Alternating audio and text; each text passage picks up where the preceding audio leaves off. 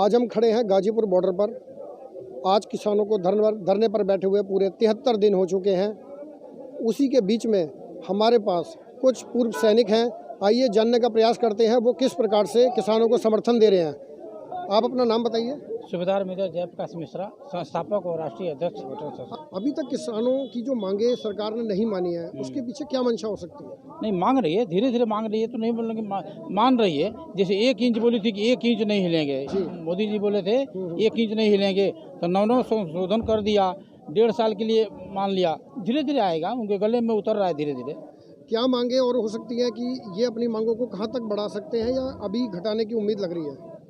घटाने को भी जितना मान लिए हैं उतना तो मान ही लिया, उससे ऊपर ही जाएंगे, उससे नीचे छोड़ा कहाँ जाएगा। और हमारी मांगे, किसानों की मांगे यही है कि तीनों काले बिल वापस हो, एमएसपी पर कानून बने। अगर जो यहाँ तक नहीं होता है तो एक हम बीच का रास्ता हम बता सकते हैं कि अगर जो अपना भी ईगो रखना चाहते हैं, बीच का रास्ता हो सकता है। हाँ, बीच का रास्ता यही है कि वो 3 साल के लिए इस कानून को रोक दें और 3 साल के बाद जब 2024 का चुनाव आता है तो उसमें मैनिफेस्टो में लिखें कि हम ये तीनों बिल लाएंगे और एमएसपी पर कानून नहीं बनाएंगे और बैलेट पेपर से चुनाव होगा। उसके बाद से जीत जाते हैं तो लागू कर दें। अच्छा, एक बात मैं जानना चाह रहा हूँ कि 6 तारीख का जैसे कि बोला गया था कि वहाँ चक्का जाम किया जाएगा, बिल्कुल, और चक्का जाम हुआ भी है, लेकिन मुझे ये बताइए कहाँ तक ये सफल रहा है चक्का जाम?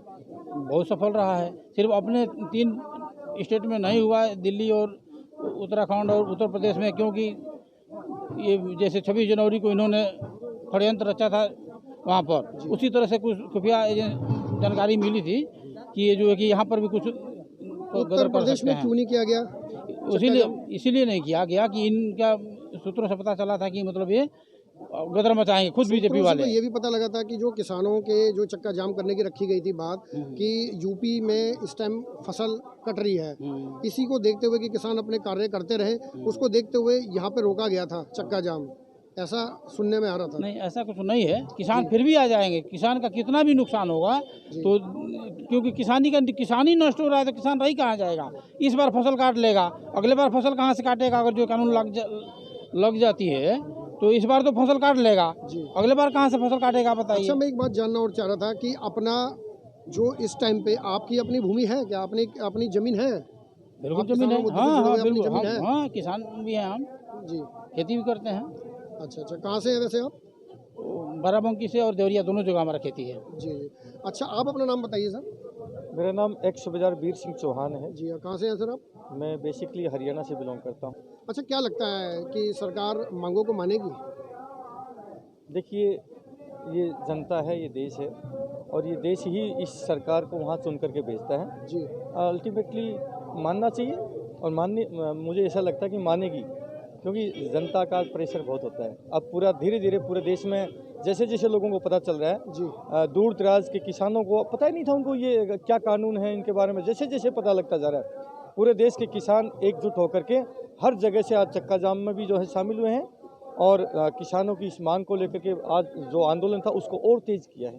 अच्छा, मैं जानना चाह रहा था कि जैसे सिंधु बॉर्डर है, आपका कुंडली बॉर्डर है, यहाँ पर किसानों की संख्या घटती जा रही है, उसका रीज़न क्या है? नहीं, ऐसा नहीं है, घटती नहीं जा रही। मैं कल ही वहाँ से कुंडली बॉर्डर से निकला था जी। अब पूरा पता नहीं कितने किलोमीटर तक का जो ना आज जैसे था वैसे ही उससे भी कुछ ज़्यादा है। मैंने अभी परसों कवरेज की थी कुंडली बॉर्डर में, तो वहाँ पर किसानों की संख्या मुझे कम नजर आई, तो इसलिए मैंने आपसे पूछा। भाई, किसानों के काम जो खेती बाड़ी का जो अभी जैसे गेहूं का खेत है, रबी की फसल है, उसमें पानी पात कुछ न कुछ अल्टरनेट किसान आ रहे हैं, जा रहे हैं, आ रहे हैं, जा रहे हैं, यानी कि आंदोलन भी जारी है और अपनी खेती को भी संभालना है, उसको तो बर्बाद नहीं कर सकते। जिसके ऊपर जो है पूरा देश जीवित रहता है, तो वो भी जारी है और ये भी जारी है। कमज़ोर नहीं हुआ है, किसी भी मायने में कमज़ोर नहीं हुआ। आंदोलन आज जो है उससे पहले से भी 26 तारीख के बाद से और तेज़ हुआ है, और ताकत आई है और विश्वास आया है किसानों के बीच में। और मुझे पूरा यकीन है कि ये जो पूरे देश का जो कुछ दलाल तबका था, देखो साहब, जिस टाइम अंग्रेज देश को शासन कर रहे थे उस वक्त भी कुछ हिंदुस्तानी दलाल थे, मुट्ठी भर दलाल हमेशा होते आए हैं। ये देश तो क्रांति वीरों का है, भगत सिंह, सुखदेव, राजगुरु, मंगल पांडे, पाकुला खान, उन क्रांति वीरों का खून इन किसानों के बीच में है। और मुझे पूरा यकीन है ये बैठने वाले, चुप होने वाले नहीं है जब तक इनकी मांगों को नहीं मान लेगी सरकार, और सरकार को मानना ही पड़ेगा। अच्छा, एक बात और बताइए, कितने संगठन यहाँ पर आपके हेल्प कर रहे हैं? पूरा देशी संगठन, पूरे देश के संगठन हेल्प करें। कुछ बीच में मैंने कहा ना पहले भी कि दलाल प्रवृत्ति, जो सत्ता पक्ष की मलाई चाटता है, जो सत्ता पक्ष की जी हजूरी करता है, ऐसे दलाल प्रवृत्ति के लोग होते हैं, पहले भी होते हैं, आज भी हैं। तो मैं तो ये कहता हूँ कि ये देश क्रांति वीरों का है और ये जो कानून है सरकार को वापस लेने ही पड़ेंगे। किसी भी कीमत पर जल्दी ले गए तो उसका फायदा है, जितना लेट करेंगे तो उसका नुकसान होगा सरकार का। इतना भयंकर नुकसान होगा कि सरकार ने कभी सपने में भी नहीं सोचा होगा कि तुम्हारी ये दुर्दशा हो जाएगी। क्योंकि आने वाले चुनाव में, जैसे हमारे साहब ने कहा कि आने वाले चुनाव में हम सरकार को ऐलान करते हैं, चाहे हमें किसी हद तक जाना पड़े, चाहे हमें जो मर्जी हद पार करनी पड़े, हम इस देश के जो इलेक्शन कमीशन को भी चेतावनी देते हैं, क्योंकि मालिक हम हैं, आप पब्लिक सर्वेंट हैं, और जब मालिक आपको आदेश देता है तो तुम्हारी औकात नहीं, तुम जो है बैलेट पेपर से चुनाव ना करवाओ। ये बैलेट पेपर से चुनाव होगा, किसी भी कीमत पर होगा, चाहे खून की क्रांतियां हमें लानी पड़े। साहब क्या बात कर रहे हैं, टोटली देश के अंदर ईवीएम मशीन का खेल खेल करके यहाँ सरकारी बना रहे। देश में जनता नहीं चाहती है, ये लोकतंत्र की टोटली हत्या कर रहे हैं, लेकिन ये देश जागेगा, अंगड़ाई लेगा और इन गद्दारों को सबक सिखाएगा। साहब जी, आप अपना नाम बताइए सर। मोहम्मद जलील, आप कहाँ से सर? हैदराबाद से। अच्छा, मैं पूछना चाह रहा हूँ किसान मुद्दों के ऊपर, ये किसानों की जो मांगे हैं क्या वो जायज़ है? 100% जायज़ है। जब जवान और किसान नहीं है तो प्रधानमंत्री कहाँ से है? जी, ये हमारे देश में जब जब जो किसानों के साथ जो ठुकराया, जितने भी बड़े तानाशाह आए उनकी अंत हो गई है, इनका भी अंत हो गया। अभी आप देख रहे हैं कि एक तरफ से प्रधानमंत्री बोल रहे हैं कि एक फ़ोन कॉल के दूरी पे हूँ, दूसरे तरफ आप कीलबंदी कर रहे, आप वहाँ फेंसिंग लगा रहे। क्या ये फेंसिंग जो है बांग्लादेश बॉर्डर पे लगाओ, ये पाकिस्तान बॉर्डर पे लगाओ, चाइना बॉर्डर पे लगाओ। चाइना के लोग आके अंदर यहाँ कॉलोनी बना रहे। हमारे देश के जो किसान सिर्फ फसल ही नहीं उगाता है, जो जवान भी पैदा करता है, देश की सेवा करने के लिए बॉर्डर पे भेजता है। आज हमारे प्रधानमंत्री बोलते हैं मैं चौकीदार हूँ। अगर आप सच्चे चौकीदार होते ना तो पहले दिन, जिस दिन किसान यहाँ पे आया उसी दिन आप जो बिल को रद्द कर देते। आप नकली चौकीदार है। आपने अभी तक जितने भी वादे किए हैं, एक वादे पे आप जो भी आपने वादे कर दिया, एक पे भी आप खड़े उतरे हैं। आप मीडिया से है, आप भी जानते हैं ये लोग जितने भी झूठे वादे किए, एक वादे पे जनता को मूर्ख बना बना के अब बहुत हो गया। देश की जनता भी जानने लगी है। अभी 2024 है ना, वो ख़त्म है। आप लोग जो किसान जो टक्कर आपने जो लिया है, किसानों से टक्कर लिया है, ये जो 80% जो किसान है देश का, जो देश के जवानों को दे रहा, और जो जितना भी जो अन्न, जो आप भी यहाँ आके हमसे बात कर रहे, देश का जो किसान नहीं है, तो प्रधानमंत्री भी जो अन्न खा रहे हैं किसान का अन्न खा के आज ये काले कानून 1.5 साल वापस लो, फिर बोल रहे हैं कि ये काले कानून है, इसमें अर्थ क्या है? ये लोगों को क्या अर्थ? किसान के जो बच्चे, नौजवान बच्चे, पढ़े लिखे बच्चे आ रहे हैं यहाँ आके किसानों से क्वेश्चन करो ना, मीडिया को लेके। आज गोदी मीडिया भी पूरी एकदम बिक चुकी है। आप जैसे जो सोशल मीडिया में लोग आके ये आवाज़ को, किसानों की जो आवाज़ को जो बुलंद करके, आप लोग जो लोगों को हम धन्यवाद देते हैं, जो सोशल मीडिया के नौजवान बच्चे जो 28 तारीख को यहाँ पे ये लोग आतंक मचा रहे थे, सोशल मीडिया की ताकत थी। गोदी मीडिया घर में बैठ के ये लोग किसान आतंकवादी है, नक्सल है, इस तरीके से जो किसानों को बोला जा रहा, ये बहुत बड़ी दुख की बात है।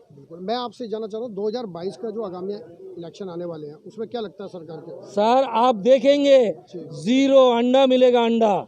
देश की जनता आज जो किसान जो अन्न जो उगा रहा, आज अगर वो किसान जो आपके लिए, हमारे लिए लड़ रहा है, ये लड़ाई किसान को लड़ना नहीं चाहिए, हमें लड़ना चाहिए था। हमारे आज जो 50 रुपए में जो चावल मिल रहा ना, वो अगर ये अंबानी अदानी के कंट्रोल में चला जाएगा, ये 500 रुपये किलो, देखना 500 रुपये किलो होगा। ये दिन आएगा, ये दिन के लिए हमारे साथ जो किसान खड़े के हमारे लिए लड़ रहे। किसान जो फसल जो उगाता है, तो 1 साल के लिए जो फसल वो अपने लिए रख के खाता है।